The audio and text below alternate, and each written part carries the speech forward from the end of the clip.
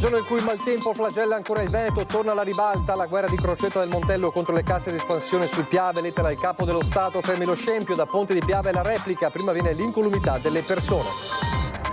La provincia di Treviso fortunatamente è solo sfiorata dall'ondata di maltempo che ha messo in ginocchio il padovano e il veneziano, numerose le squadre di protezione civile dalla Marca in soccorso. L'aggressione in centro a Treviso al direttore generale dell'ULSS 7 Carlo Bramezza, in fase di identificazione responsabile, un 35enne già noto per episodi analoghi, ma malgrado questo tuttora in libertà. Sarà lutto cittadino a Trebasele che domani per i funerali del 15enne studente di Castelfranco travolto e ucciso in bici a Loreggio, l'addio alle 15:30. Cantiere per Antenna 5G a Pieve del Grappa, flash mob di comitato contrario e cittadini con striscioni per protestare contro il comune. Domani ricorre il 16° anniversario della tragedia dell'elicottero del SUEM precipitato a Rio Gere durante il volo di ricognizione su una frana. Sabato mattina a Cairano San Marco l'addio allo storico esponente della Democrazia Cristiana trevigiana scomparso martedì, l'ultima apparizione in TV, la nostra storia. Sarà rispettata la millenaria tradizione dei fuochi di Santa Augusta questa sera a mezzanotte a Vittorio Veneto, una festa che affonda le sue radici nel 1200. Telespettatori di Antenna 3, buonasera e ben ritrovati. Il telegiornale di Treviso torna dunque in primo piano alla ribalta il progetto delle casse di espansione del Piave sulle Grave di Ciano, nel giorno in cui la Marca ha tirato di fatto un sospiro di sollievo per l'ennesima ondata di maltempo che però, come abbiamo visto nel telegiornale del Veneto e di Venezia, ha flagellato la terraferma veneziana e anche il padovano. Il comune di Crocetta del Montello scrive una lettera al Presidente della Repubblica Sergio Mattarella scrivendo: intervenga a fermare questo scempio, ma da Ponte di Piave la sindaca Paola Roma ribatte la priorità è l'incolumità delle persone. Casse di laminazione sul Piave nell'area delle Grave di Ciano. La questione arriva sul tavolo del Presidente della Repubblica, al quale l'amministrazione comunale di Crocetta del Montello, dopo la delibera del Consiglio Comunale del 22 luglio, ha scritto un'accorata lettera. Nel giorno in cui la Marca tira un sospiro di sollievo per lo scampato pericolo che aveva fatto innalzare ad arancione l'allerta anche per il Piave, la questione delle casse d'espansione individuate dalla Regione come soluzione al rischio alluvione per i comuni del Basso Piave torna in primo piano. Nella missiva, facendo leva sul valore storico di questo luogo dove durante la Grande Guerra si attestò l'estrema linea di difesa contro l'avanzata dell'esercito austro-ungarico, dove migliaia di soldati persero la vita, dove il Piave divenne per antonomasia il fiume sacro alla patria, si chiede al Capo dello Stato di intervenire per salvaguardare le Grave. In questo caso come memoria storica, come punto nevralgico nella Prima Guerra Mondiale e quindi custodi della ricchezza non solo ambientale ma anche storica e culturale di tutta un'area, se non dell'Italia intera. Signor Presidente, continua la lettera, ci permettiamo di sollecitare il suo alto interessamento per evitare che venga perpetrato un irrimediabile oltraggio ai caduti che qui hanno sacrificato la loro vita e dal territorio che loro hanno difeso. Una questione annosa, quella delle Grave di Ciano, che ha visto Crocetta, assieme ad altri 8 comuni, opporsi fermamente al progetto con un ricorso al TAR, bocciato. Ora l'opera è commissariata ed i comuni a valle del fiume si augurano invece venga realizzata quanto prima. Io credo che l'incolumità delle persone è la priorità che tutti quanti noi abbiamo e sulla quale rispondiamo anche personalmente nei confronti dei nostri cittadini e anche sulle morti di persone. Quindi credo che questo che è stato individuato come punto fondamentale dall'autorità di bacino, che naturalmente rappresenta il Ministero dell'Ambiente sul nostro territorio e quindi ci sono persone competenti che hanno dato delle indicazioni su dove intervenire, credo che in questo caso l'incolumità delle persone umane venga prima sicuramente di un tutt'altro aspetto che possiamo comunque tutelare rispetto con il contratto di fiume, che sia la parte ambientale, solo lavorando insieme, ma naturalmente ricordando che lo scopo principale è l'incolumità delle persone. Dibattito che resta sempre aperto proprio appunto anche nei giorni in cui si raccontano e raccontiamo di disastri del maltempo. E a proposito dei disastri del maltempo che hanno colpito il veneziano e il padovano, dalla Marca trevigiana sono molte le squadre della protezione civile che si sono spostate proprio nella provincia limitrofa per dare supporto nella gestione degli interventi per il maltempo. In particolare uomini e mezzi sono partiti da Montebelluna, Loria, Zerobranco, Spresiano, Nervesa della Battaglia, Preganziole, anche Mogliano Veneto, e sempre dalla Marca si è attivata anche l'Associazione Nazionale Alpini. Dunque la Marca trevigiana in supporto con le squadre di protezione civile per dare manforte ai territori che appunto sono stati colpiti in queste ore che abbiamo raccontato nei precedenti telegiornali. Chiaramente soprattutto quanto accadeva a Mestre e Spinea, ma soprattutto a Mestre, ha preoccupato chi si trova nelle comuni trevigiani limitrofe, come ad esempio Mogliano Veneto. E allora vediamo uno sguardo con il prossimo servizio di quello che è successo a Mestre.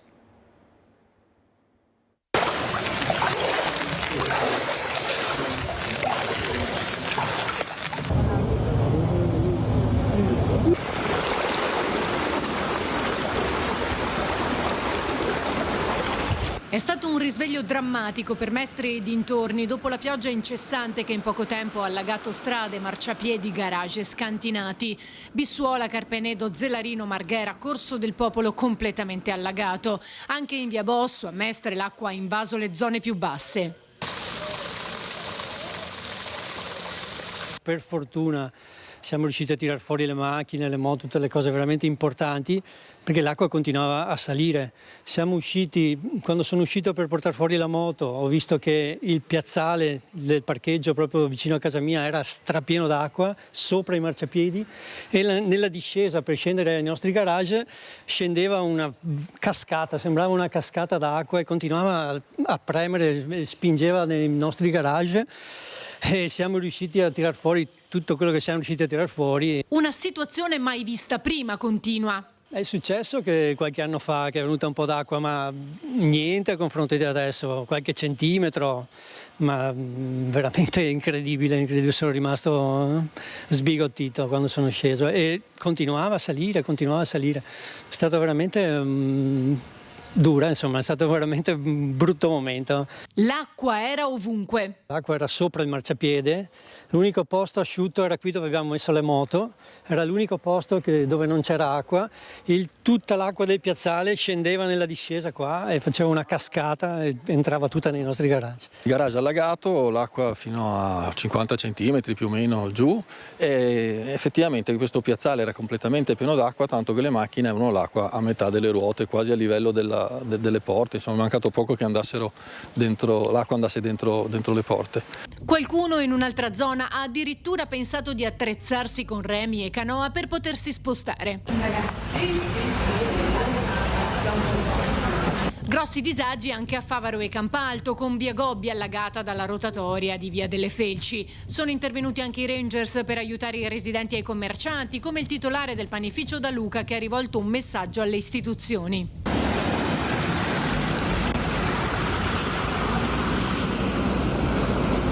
La rete fognaria non riceveva e quindi ha cominciato a inondarsi fuori il piazzale, e poi ad ogni passaggio di una macchina o di un autobus faceva tipo un'onda e l'acqua ha cominciato ad entrare sempre di più e quindi mi sono trovato una decina di centimetri sotto acqua. Lei però si sente di lanciare un appello, soprattutto in questo caso alle istituzioni. Sì, il mio appello è che noi ormai in questo paese piccolo siamo rimasti pochi negozi, cerchiamo anche di investire del denaro per tenersi sul mercato, però è già la seconda volta che succede questo e ricominciare sempre da capo demoralizza tutti quanti. Sul posto anche il consigliere delegato ai lavori pubblici Piero Trabuio. Sia in via Montecervino che in via Gobbi il rientro delle acque è stato molto più lungo, difatti alle 11:30 avevamo ancora tantissima acqua sia su tutte e due le vie, quindi ritengo che sì, sia l'acqua che è stata molto importante come quantità, però ritengo che abbiamo anche un ulteriore problema sui sottoservizi, quindi o un problema di sottodimensionamento delle infrastrutture o un problema di intasamento delle linee, quindi ritengo che sia il caso di fare una verifica più precisa e puntuale per quanto riguarda questi punti più critici che abbiamo individuato. Questo era solo uno sguardo, un flash di quello che è accaduto nella vicina Mestre. Intanto la Regione ha aggiornato il bollettino che nelle scorse ore appunto era un bollettino di allerta arancione, abbiamo visto cosa ha portato, mentre per le prossime ore è di allerta gialla per temporali su tutto il territorio regionale. Sulla pianura è prevista alternanza di nuvolosità e rasserenamenti, sui monti nuvoloso. Sono attese ancora piogge sparse diffuse in progressivo però diradamento, più probabili sulle zone centro-settentrionali. Nello specifico si tratterà di piovaschi, rovesci temporali, sono possibili l'innesco di frane superficiali e colate rapide e anche l'innalzamento dei livelli di rete idrografica secondaria, nonché il rigurgito dei sistemi di smaltimento delle acque piovane con possibili allagamenti di locali interrati e sottopassi. In caso di temporali i fenomeni potrebbero essere intensi in rapida evoluzione. Dovremmo poter dire che però la situazione va via via migliorando, però fino a mezzanotte c'è comunque un'allerta gialla che però invece consentirà, e lo vedremo più tardi, i fuochi di Sant'Augusta a Vittorio Veneto, a Serravalle di Vittorio Veneto. A proposito di Vittorio Veneto però, prima di vedere questo, lo vedremo più tardi nel telegiornale, parliamo però di un altro tema legato spesso al maltempo, cioè il Fadalto. Confermati i lavori per la messa in sicurezza con barriere paramassi contro le frane, la sindaca Mirella Bagliana torna a chiedere, come aveva già fatto ai nostri microfoni, la liberalizzazione del tratto di A27 in concomitanza con le sempre più frequenti chiusure temporanee.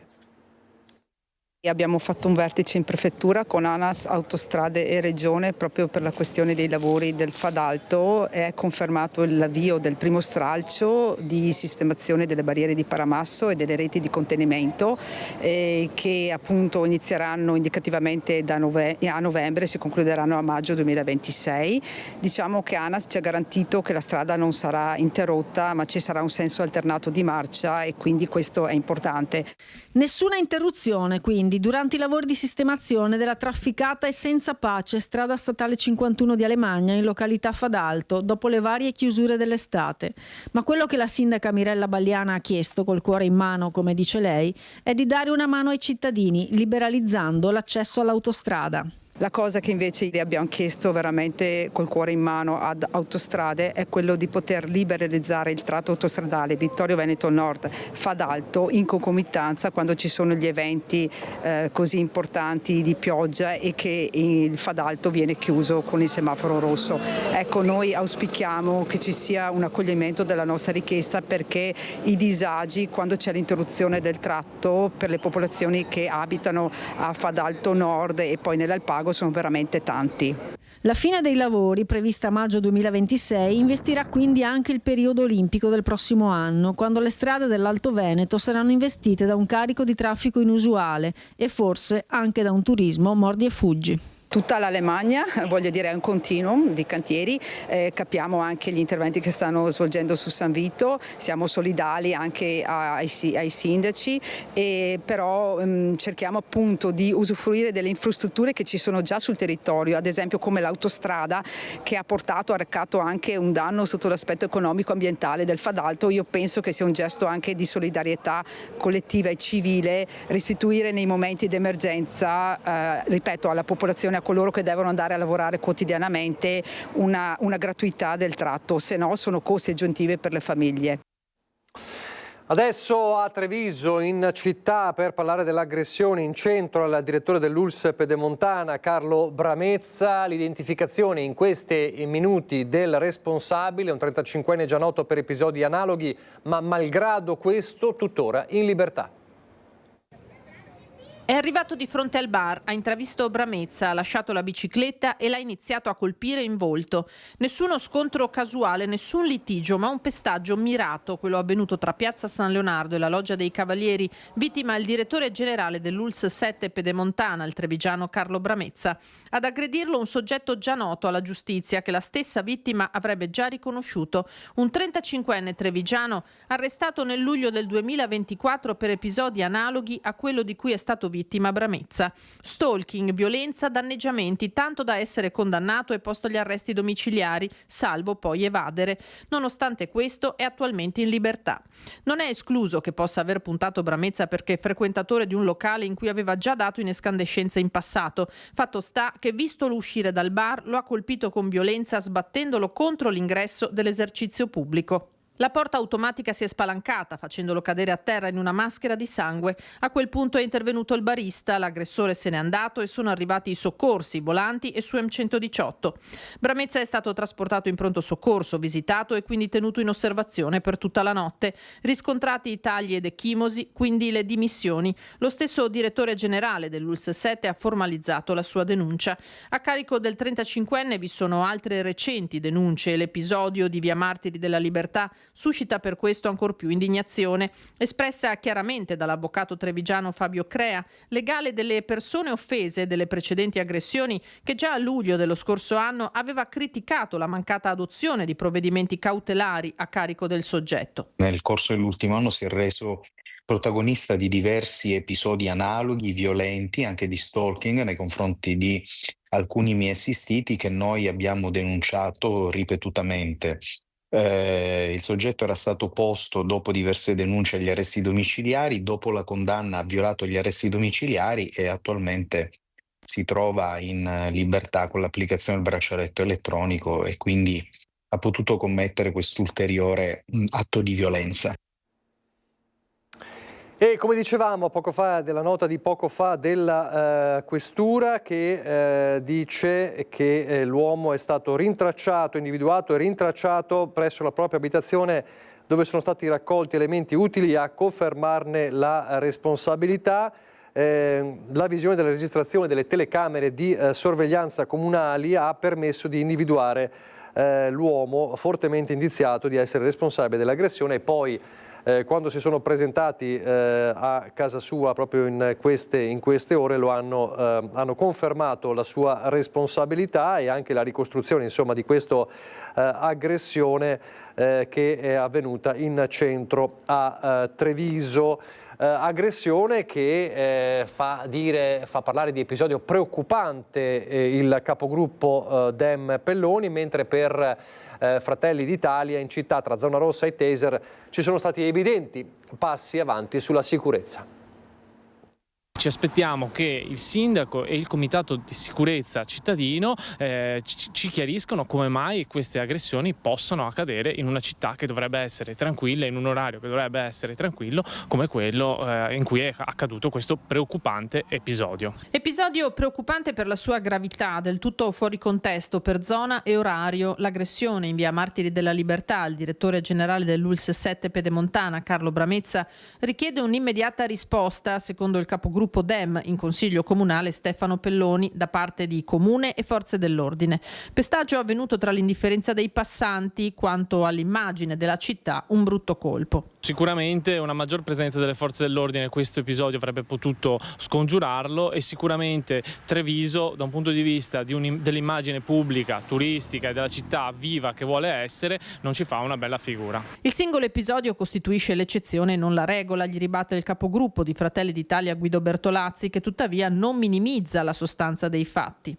Auspico che presto venga fatta la massima chiarezza, sicuramente le forze dell'ordine e la magistratura riusciranno a individuare il colpevole. Episodi come questi non è che possano dire se una città è sicura o non sicura su un singolo episodio, certo sono episodi che devono far riflettere e auspicare che quando verrà preso ci sia la giusta conseguenza, la giusta punizione. Il tema della sicurezza dipende da soggetti esterni al comune, continua il capogruppo dei meloniani. Malgrado questo, per Fratelli d'Italia i passi in avanti ci sono stati. La gente lo vede perché l'istituzione delle zone rosse, l'adozione adesso in via sperimentale del taser alla polizia locale. Abbiamo come amministrazione fatto il possibile per garantire sempre più sicurezza. Poi episodi come questi che succedono non è che si potrà mai eliminare completamente, purtroppo,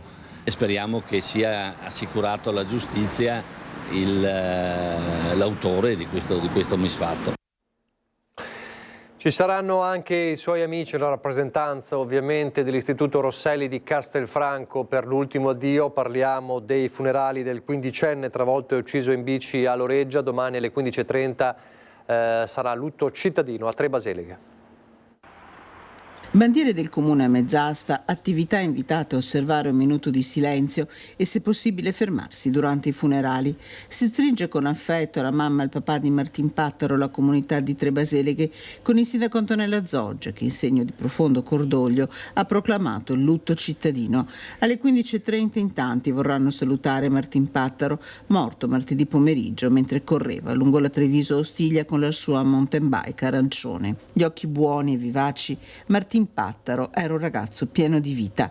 Era con un amico, come faceva spesso, era felice di andare in bicicletta. Stava attraversando in via Malfattini quando è stato investito da un'auto che non ha potuto fare nulla per evitarlo. Il suo giovane cuore si è fermato praticamente subito, nonostante i disperati tentativi di rianimazione dei sanitari del SUEM 118.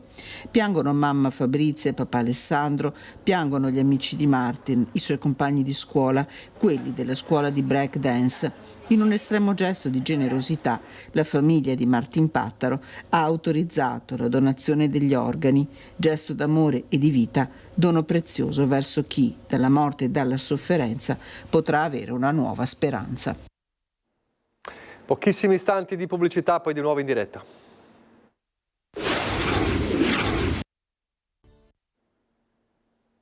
Di nuovo in diretta il telegiornale di Treviso, ci spostiamo a Pieve del Grappa con comitato e cittadini sul piede di guerra contro la futura antenna 5G.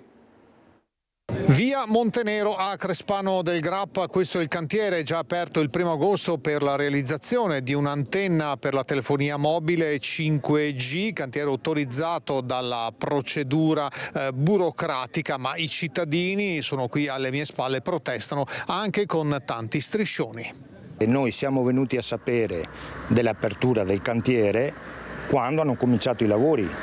È mancata assolutamente la comunicazione da parte dell'amministrazione e mancando questo tempo è mancato anche la nostra consapevolezza di cercare un'altra soluzione, perché come vedete in mezzo a queste case l'antenna mi sembra non sia il caso di metterla. Ad aprile 2024 il comune di Pieve del Grappa ha adottato il piano antenne, che però non impedisce accordi tra aziende di telefonia e privati. E così lo scorso gennaio è arrivata la richiesta di installazione dell'antenna in via Montenero, a maggio è stato dato il via libera con tutti i pareri previsti dalla normativa, il 1° agosto sono arrivate le ruspe. Le contestazioni del comitato sono dirette in primis al sindaco Annalisa Rampin. Perché ci doveva avvisare per tempo appena lei sapeva di questa storia, voglio dire.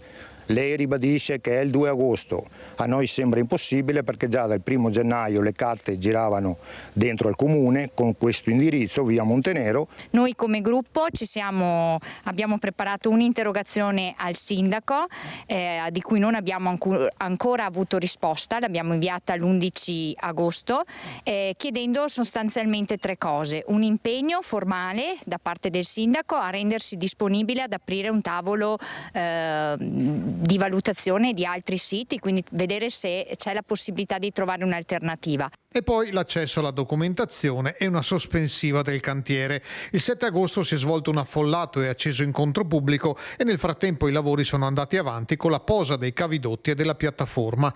Le case sono vicinissime e un'antenna di 30 metri in questa posizione preoccupa i cittadini. Una richiesta ufficiale del comitato è quella che l'antenna venga ricollocata in un'area meno impattante e comunico che l'asilo è a 350 metri, 400 di distanza in linea aerea questa antenna. Pensiamo per i nostri bimbi. Tanti non solo rappresentanti del comitato ma anche i cittadini presenti e gli striscioni all'esterno delle loro abitazioni. Sentiamo le loro voci. Quello che mi lascia tanto perplesso è il fatto che tutte queste istituzioni che abbiamo sì nel territorio vengono così sovrastate da queste leggi così che ci portano via insomma la situazione di mano, ecco. Noi chiediamo ai cittadini che ci supportino in questa grave situazione e di informarsi e di supportarci perché insieme possiamo fare la differenza. Nel fascicolo del piano antenna era proprio specificato che bisognava pubblicizzare il più possibile e spiegare alla cittadinanza anche con assemblee pubbliche di cosa consisteva il piano antenne, ma questo andava fatto prima dell'inizio dei lavori, perlomeno subito dopo l'approvazione del piano antenne. Tutto nell'alveo delle norme, rispettando i parametri eccetera, ma voi comunque vi sentite un po' indifesi? Sì, perché praticamente siamo con delle leggi calate dall'alto dove tutti i famosi addetti, tra virgolette, addetti ai lavori ci dicono che è tutto a posto e probabilmente io sono anche sicuro di questo, però noi come cittadini siamo costretti adesso a raccogliere dei fondi per rivolgersi probabilmente a un avvocato per vedere se tutto questo è vero, perché chi è sopra invece di proteggerci ci mette in questa situazione. Lei ha una scritta sulla maglietta, non ci sto a fare da cavia, perché? Esatto, perché dicono che non ci sono studi scientifici su questi 5G. Appunto per questo io non ci sto da fare da cavia, né io né i miei figli, perché io insomma sono mamma. Dal momento in cui parlavate dell'asilo e dei bambini, ho anch'io 3 nipoti e ci tengo moltissimo, forse solo per quello che anche nel mio cartellone di casa ho scritto, anche se sono vecchio, ma togliete tutto, ci sono i bambini. Dalle antenne 5G ai cellulari. Da settembre, con la ripresa delle lezioni, anche gli studenti delle scuole superiori non potranno utilizzare lo smartphone durante l'orario scolastico. Gli istituti si stanno attrezzando con armadietti e box dove i cellulari restano sotto chiave per tutta la durata delle lezioni. Questo oggetto è un contenitore per cellulari numerato, quindi tutti i ragazzi deporranno all'inizio della mattinata il loro cellulare seguendo tra l'altro il numero del registro. Stop ai cellulari nelle classi. Dal prossimo anno scolastico sarà vietato utilizzare lo smartphone anche nelle scuole superiori. Lo prevede l'ultima nota del Ministero dell'Istruzione che, per tutelare il benessere degli adolescenti sempre più dipendenti dagli smartphone e dall'uso dei social, ne proibisce l'uso durante l'orario scolastico anche a fini didattici, con specifiche sanzioni per coloro che dovessero contravvenire al divieto. Come assicurare il rispetto del divieto spetta ai singoli istituti. Una delle soluzioni che vanno per la maggiore è quella degli armadietti dove i telefonini restano sotto chiave per tutta la durata delle lezioni. L'uso del cellulare sarà ammesso se previsto dal piano educativo di alunni con disabilità o per motivate necessità personali, ad esempio per i sistemi di monitoraggio della glicemia. All'Istituto Besta di Treviso la decisione era già stata presa l'anno scorso. Abbiamo un po' anticipato anche quella che è stata poi la giusta decisione del Ministro. Abbiamo fatto una formazione sul benessere digitale degli studenti e ci siamo sempre più convinti che bisogna toglierlo dalle mani almeno per un po' di ore mentre stanno a scuola, questo proprio per incentivare la loro attenzione e quindi l'apprendimento. La decisione di vietare lo smartphone in classe è stata condivisa dal Consiglio d'istituto con i rappresentanti degli studenti e dei genitori. Noi abbiamo anche delle classi del nostro indirizzo per la sanità che hanno fatto un esperimento sociale, cioè hanno provato a stare per un po' di tempo senza il cellulare e hanno riconosciuto che ne hanno avuto dei benefici in termini di attenzione e di cura anche delle relazioni. Quindi abbiamo l'appoggio della grande maggioranza degli studenti, poi sicuramente ci sarà qualcuno che non è tanto contento di questa soluzione. I genitori però sono soddisfatti.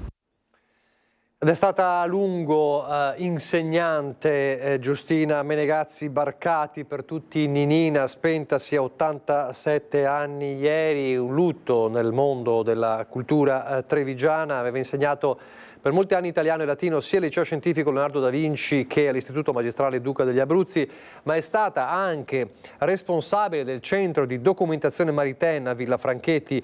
Ha vissuto l'associazionismo femminile negli anni 90, facendo parte del direttivo della Consulta Femminile e ricoprendo la carica di presidente della Commissione Pari Opportunità del Comune di Treviso. Ha sempre coltivato la passione anche per la letteratura e la poesia, è stata componente del direttivo del Circolo dei Poeti El Sil e si è dedicata a varie pubblicazioni di prosa e poesia, ottenendo vari riconoscimenti in concorsi letterari nazionali e internazionali. È attiva anche sul fronte sociale come componente del Comitato Femminile della Croce Rossa. L'addio, come vedete in queste immagini, lunedì alle 15 nella Basilica di Santa Maria Maggiore. Sarà invece sabato alle 10:30 l'addio nella chiesa arcipretale di Cairano a Piero Faccin, uno dei volti storici della democrazia cristiana trevigiana, segretario provinciale dall'87 al 90 e sindaco di Cairano per 15 anni, dal 75 al 90, affrontò le prime crisi del tessile come la Lampugnani e la Sanremo. Una delle ultime apparizioni, l'ultima apparizione in TV dal nostro Lucio Zanato a La Nostra Storia, e così raccontava anche il suo approccio alla politica. Una cosa è gestire con una persona, una cosa è gestire diverse anime che c'erano all'interno del partito. Questa è sana democrazia. Era questa, raccontata così in una puntata della Nostra Storia, la politica secondo Piero Faccin, scomparso martedì dopo aver superato la soglia degli 80 anni. Un politico e un amministratore gentile, il ricordo di chi l'ha incontrato. Con quel grazie che non mancava mai all'interno anche delle discussioni, confermano i compagni di quella democrazia cristiana che ha guidato come segretario provinciale nella seconda metà degli anni 80. Tempi già difficili, ricordava, preludio di quel collasso della democrazia italiana che fu Mani Pulite. Le correnti diventano strutture chiuse e non c'è più dialogo, allora diciamo che è deleterio per proseguire, per avere un giudizio positivo da parte degli elettori. Quindi quando non si dialoga più, insomma, in poche parole. Dialogo che Piero Faccin ha sempre cercato in ogni vicenda che ha affrontato da insegnante, da politico e da amministratore, quando dal 1975 al 90 è stato sindaco del suo paese, come amava definire Cairano di San Marco. E proprio all'esordio ha dovuto affrontare una delle prime crisi del tessile trevigiano, con la chiusura della Lampugnani, ovvero la storica filatura del Piave, dove aveva lavorato la mamma.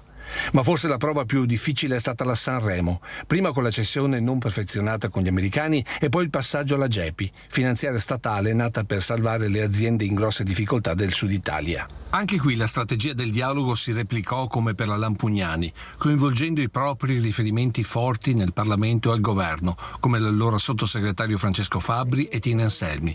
Ancora oggi una lezione di politica per gli attuali amministratori locali, per lo più sconosciuti a Roma. Con la Lampugnani, che erano 400 e quasi 500 persone, se no, cassa integrazione, proposta del comune per trovare un luogo dove ubicare un'azienda. Roma, che attraverso la GEPI si garantisce come prospettiva la Lendilino, che assume tutti i dipendenti che non troveranno posto nel frattempo. Questa è una soluzione che abbiamo praticato. Ed è questa l'eredità politica, amministrativa e personale che ci lascia Piero Faccin. Quel dialogo di allora, a volte sussurrato, che dava risultati concreti, così distinto e distante da tanti personalismi oggi espressi in proclami scanditi a gran voce, ma aridi di concretezza. Adesso torniamo a Vittorio Veneto, l'abbiamo detto all'inizio del telegiornale parlando del maltempo. C'è stato un monitoraggio fino alle 17 del comitato organizzatore, ovviamente per capire se il maltempo lo avrebbe consentito, e poi l'ok. Sarà rispettata dunque la millenaria tradizione dei fuochi di Santa Augusta a mezzanotte a Vittorio Veneto. A Serravalle attese 30.000 persone per una festa che affonda le sue radici nel 1200.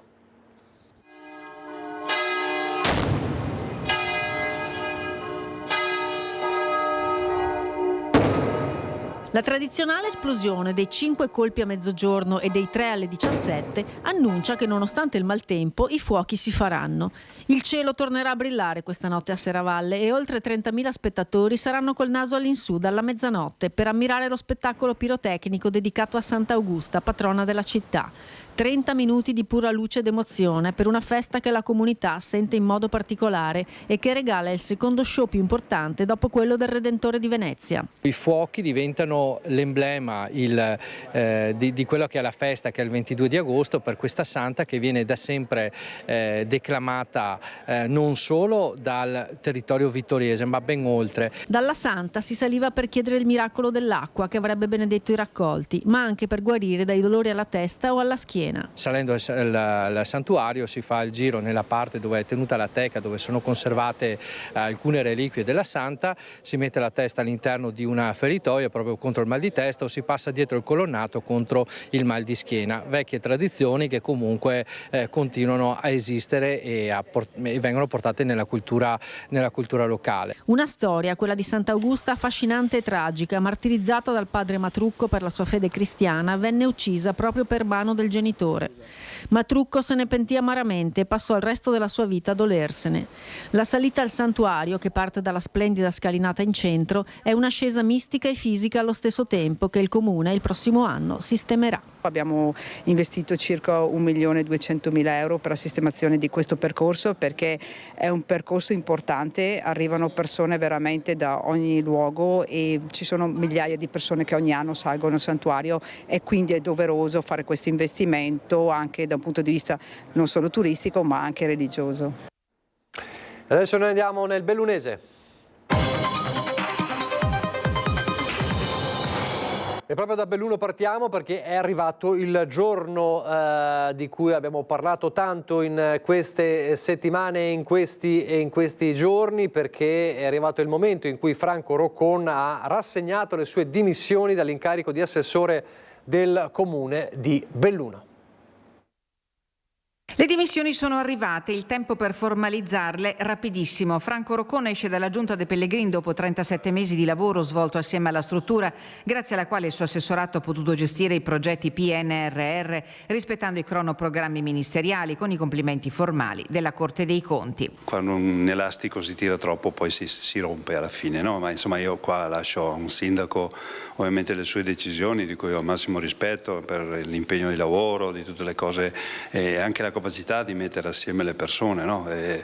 Però qui è andata oltre. Nella sua lettera Roccon elenca i motivi delle dimissioni che hanno ragioni politiche prima di ogni altra cosa. Partono dal cambio di denominazione del gruppo Noi con Oscar a Patto per Belluno, proseguono con l'uscita di 2 consiglieri leghisti, la Gru e Ferro, e la nascita del nuovo gruppo di Forza Italia, ed arrivano a contrapposizioni e antipatie personali. Metastasi, secondo Franco Roccon, che il sindaco ora deve governare.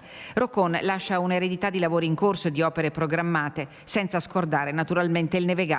Nel Nevegale abbiamo aperto, nel Nevegale chiudiamo sostanzialmente. Io sono felice di girare per la mia città che amo e che ovviamente ho lavorato anche per questo, lasciando un po' la famiglia, indubbiamente anche il mio lavoro, diversamente da qualcun altro, però ho lavorato intensamente proprio per dare un'immagine diversa dall'inizio della legislatura fino alla fine della legislatura e anche di più, cosa che mi pare sia avvenuta sotto gli occhi di tutti. Il rammarico è tanto. Belluno, scrive nella lettera l'ex assessore, è una città difficile da amministrare anche per le dinamiche politiche che la caratterizzano. I ringraziamenti d'obbligo al sindaco, agli uffici, ai colleghi assessori e alla stampa. C'è qualcosa che oggi, guardandosi alle spalle, quindi guardando ai 37 mesi del suo lavoro, non rifarebbe più così come è stata fatta? Ma se posso dirlo, darle grande visibilità agli algerini, per dire, visto che è sulla bocca di tutti, no? Lì ci abbiamo creduto come azione imprenditoriale di un comune alla luce del sole, perché se no non la portavamo all'interno del Consiglio Comunale e forse avrei limitato ovviamente questa immagine, ma col senno di poi ne sono pieni i cassetti. E dunque una scossa di terremoto che il sindaco De Pellegrin dovrà assorbire e intanto assumerà temporaneamente le deleghe in capo all'assessore dimissionario.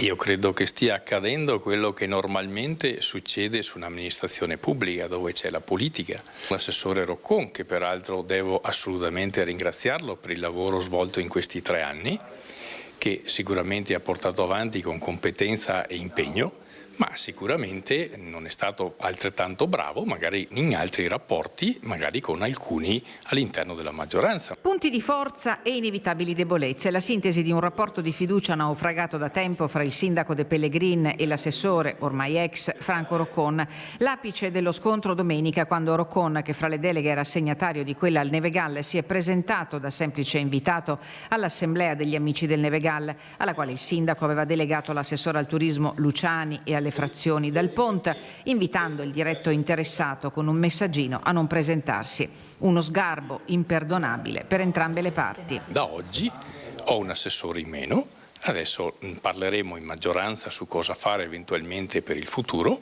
ma io credo che siano cose che possano accadere quando si è in tanti, quando ognuno ha il proprio comportamento, il proprio carattere, ognuno la pensa alla propria maniera. A questo punto Roccon ha deciso di fare questo passo indietro e quindi grazie per il lavoro che ha fatto, ma l'amministrazione va avanti. La crisi si sarebbe manifestata con veemenza già all'inizio di giugno, quando voci di corridoio non confermate davano per certa la fine del feeling tra De Pellegrin e Roccon, con dimissioni in stand-by fino ad agosto. Così alla fine è stato. Quello che ha scritto nelle sue dimissioni sono fattori personali, visioni personali che magari non coincidono magari con le mie idee e magari talvolta anche con la realtà, quindi credo sia rispettoso quello che lui ha scritto, però ecco, la realtà io la vedo in maniera differente. De Pellegrin, convinto di poter contare su una maggioranza solida e coesa, prende temporaneamente in carico le deleghe in capo a Roccon, lavori pubblici, decoro urbano, edilizia pubblica e privata, servizi manutentivi e il Nevegal. Poi ci sarà un passaggio di condivisione in maggioranza con i fedelissimi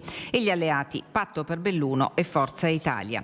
Entrambi questi ultimi gruppi, strenui sostenitori della incompatibilità di Franco Roccon con l'amministrazione De Pellegrin sin dai tempi della campagna elettorale, ancora oggi, pur in presenza di dimissioni ufficiali, non garantiscono appoggio incondizionato. Il sindaco non smentisce di avere ricevuto pressioni. Io ho sempre valutato con la mia testa, condividendo poi con la mia maggioranza, con la mia giunta, e quindi alla fine finora Roccon, io posso dire che a livello lavorativo lo possiamo solo ringraziare, su altri ambiti sicuramente ha la possibilità di migliorare.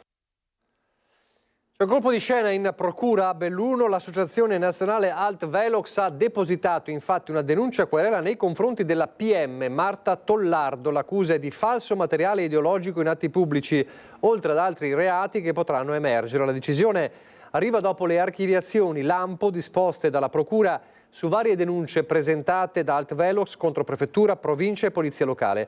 Secondo l'associazione, tali scelte avrebbero svuotato di significato la obbligatorietà dell'azione penale prevista dalla Costituzione.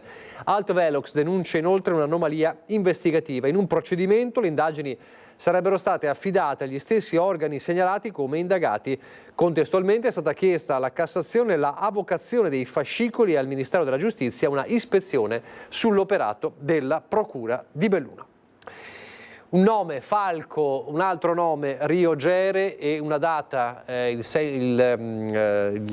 giornata di domani, perché la giornata di domani significa 16 anni dalla tragedia dell'elicottero del Suem precipitato durante un volo di ricognizione su una frana. Al dolore di quel ricordo oggi si aggiunge anche lo scoramento per il mancato varo dell'attesa legge sugli ostacoli al volo. Dario De Felip, Marco Zago, Stefano Da Forno, Fabrizio Spaziani, 4 professionisti che ancora oggi vengono indicati come gli eroi di Falco, identificativo dell'elicottero del Suem 118 di Pieve di Cadore precipitato dopo 50 metri di volo inanimato nel torrente di Rio Gere, dopo aver impattato contro i cavi elettrici di una linea di media tensione a servizio degli impianti di risalita nella zona di Cortina. 22 agosto 2009, le 15.04, dalla centrale del Suem, allertata da un escursionista che si trovava in zona, partono in sequenza le chiamate via radio senza risposta. Medesimo esito per l'attività del personale del soccorso alpino di Cortina d'Ampezzo. Il ricordo lucido e doloroso è di Fabio Bristot Rufus, delegato del soccorso alpino.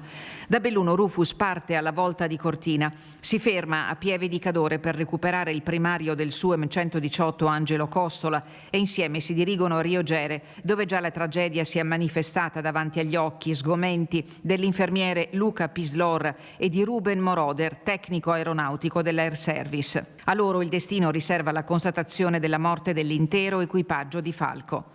Da lì in poi il mesto rito del recupero delle salme, trasportate prima al Codivilla e poi nel garage della stazione del soccorso alpino di Cortina, dove l'iter del riconoscimento delle salme spetta al dottor Costola e a Fabio Bristot.